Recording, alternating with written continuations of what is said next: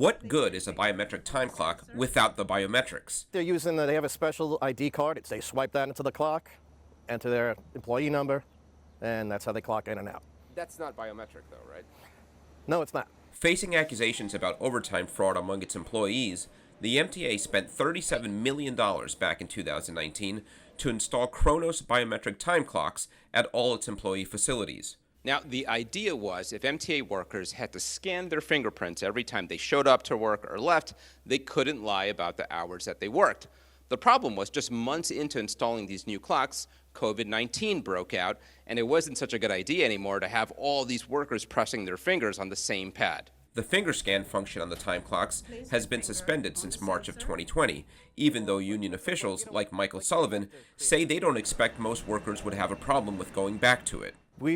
We don't mind. I was never comfortable with the narrative of pushback from the unions. It bothered my members too, because we know that we have to be at work. We know we have to be where we say we're going to be. MTA officials have said they remain committed to preventing overtime abuse, but with LIRR ticket prices recently going up, some Long Island commuters question whether the transit authority is doing its best to spend their fare dollars wisely. Anytime you have a device, like you mentioned, with the fingerprint to check in, it should be used. I understand the concerns about COVID, and we might have another surge with COVID.